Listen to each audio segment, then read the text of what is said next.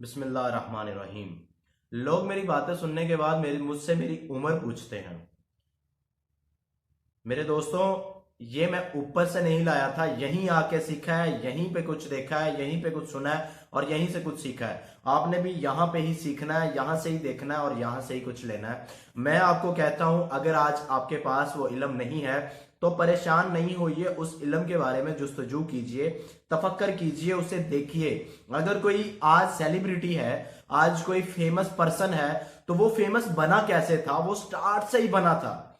हमने आजकल अपने आप को इतना डिग्रेड कर लिया, इतना नीचे गिरा लिया है, तय के साथ लगा दिया है कि अब काका तू कुछ नहीं कर सकता, कुछ नहीं कर सकता।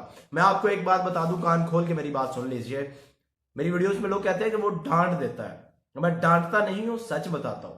और सच अक्सर अक्सर अक्सर लोगों को थोड़ा सा बुरा लगता है। उसकी वजह यह है कि उनको कहीं ना कहीं ये लगता है कि ये लड़का शायद कुछ अजीब सा बता रहा है, ये दुनिया में इंप्लीमेंट ही नहीं होता। लेकिन जब यहां से ही सीखा है, यहां पे इंप्लीमेंट करना चाहता हूं, तो आप सबको ये बताना चाहता हूं कि यही यही यही होना है, इसके अलावा कोई चारा नहीं। कान खोलकर मेरी बात सुन लीजिए। अगर आपके पास कोई चीज नहीं है तो अपने आप को गिराइए नहीं, उस चीज की जुस्तजू में रहिए। अल्लाह ताला ने एक जगह पर दो पानी खड़े किए हैं जिसमें दीवार नहीं है, ये नमकीन है और ये मीठा पानी है। अल्लाह फरमाता है कि इस पे भी तफक्कर करें, इसे बनाने वाला कौन है। तो आप अपने इल्म को देखकर अपने आप को क्यों गिराते हैं? जरा इल्म की जुस्तजू में जाइए, जरा बढ़ने की कोशिश कीजिए। आप बढ़ेंगे तो कुछ होगा ना, आप करेंगे तो कुछ होगा। आपके करने के सिवा कुछ नहीं होने वाला। अगर आपने एक वीडियो अपलोड की है और दूसरे बंदे के पास उस वीडियो के बारे में किताबें लिखी पड़ी हैं, आप उससे बेहतर हैं, उससे आप बेहतर हैं, क्योंकि उसकी वो किताबें अलमारी में पड़ी हुई हैं। वो अलमारी जो है वो खाली खाली खाली एक रद्दी है और कुछ नहीं। लेकिन आपने उस वीडियो के जरिए एक चीज भी लोगों तक पहुंचाई, एक चीज भी उनको बताई, उनको पता चल गया कि ये हकीकत बात थी, ये हकीकत रास्ता था, इसमें ये चीज थी। आज जितने भी चीजें, जितने भी काम, जितने भी वर्क, जितने भी बिजनेस, जितने भी कारोबार हम कर रहे हैं, उसमें अगर हम कुछ सीख नहीं रहे तो ये हमारी नाअहली है, हमारा ये बचपना है, हमारा ये नादाना है और हम ये बेअकल है जो कि नहीं सीखते। अपना दिन, आने वाला सूरज पिछले से बेहतर कर लीजिए, आपकी कामयाबी की सीढ़ी आप चढ़ चुके होंगे। आप अगर कुकिंग का चैनल है, आप अगर यूट्यूब का चैनल है, आप अगर कोई भी एनी वन डिस्ट्रीब्यूशन में कोई भी एनी वन काम करते हैं, तो आपके लिए अपॉर्चुनिटी आजकल ये है कि प्लीज काम कीजिए, अपने आप को मत गिराइए। खुदारा ये जान लीजिए कि अल्लाह ताला ने उस सेलिब्रिटी को भी अशरफुल मखलूकात में से पैदा किया, आपको भी अशरफुल मखलूकात में से पैदा किया। उसे भी वही बचपना दिया, आपको भी वही बचपना दिया। उसे भी वही जवानी दी, आपको भी वही जवानी दी। उसे भी वही बुढ़ापा दिया और आपको भी वही बुढ़ापा दिया। जब अल्लाह ने आप में और उसमें कोई फर्क नहीं रखा, तो आप अपने आप में और उसमें क्यों फर्क कर रहे हैं?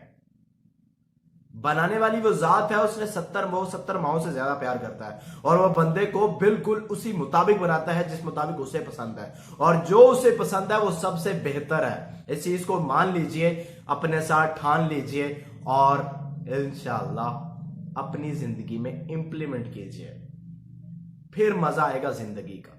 जिंदगी के कुछ असूल बनाइए यार, जिंदगी को समझना शुरू कीजिए। जिंदगी में अपने कोई नाम के साथ कोई पहचान बनाइए, या अपने नाम को ब्रांड बनाइए। अपने इलाके में जहां आप रहते हैं, वहां पे अगर आपको 10 लोग जानते हैं और उसमें से 8 लोग आपकी सच्चाई की वजह से आपको जानते हैं, तो मान लीजिए आपने अच्छा काम किया। सच बोलना, किसी भी मुखालिफ बंदे के सामने जब आप सच बोलेंगे तो वो आपका दोस्त बन जाएगा, और किसी भी अपने के सामने सच बोलेंगे तो वो आपका दुश्मन बन जाएगा। ये मेरी बात याद रखिएगा, आजमा लीजिए। आप कहेंगे कि जी मैंने अदालत में केस किया, मेरा मुखालिफ साहब, मैंने सच बोला, वो मेरा और दुश्मन हो गया। वो दरअसल दुश्मन नहीं होता, वो अपने गुनाह को छुपाने के लिए आप पर दबाव डाल रहा होता है।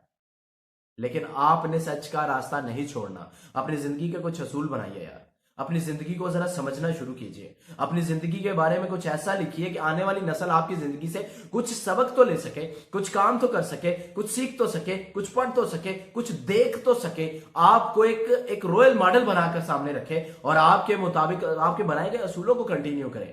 ये नहीं कि बाप ने आंखें बंद की और बेटा कहे चले शुक्र है बेहतर हुआ, अब मैं अपने रूल अप्लाई करूंगा।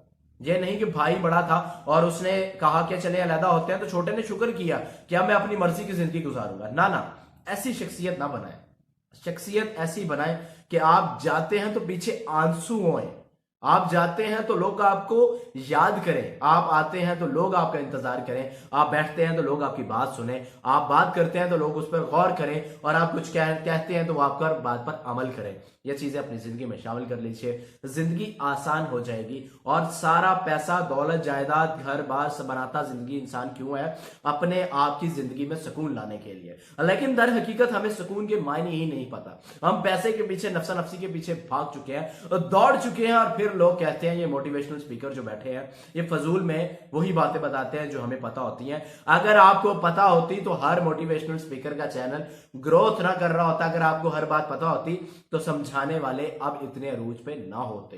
अस्सलाम वालेकुम रहमतुल्लाहि व बरकातहू।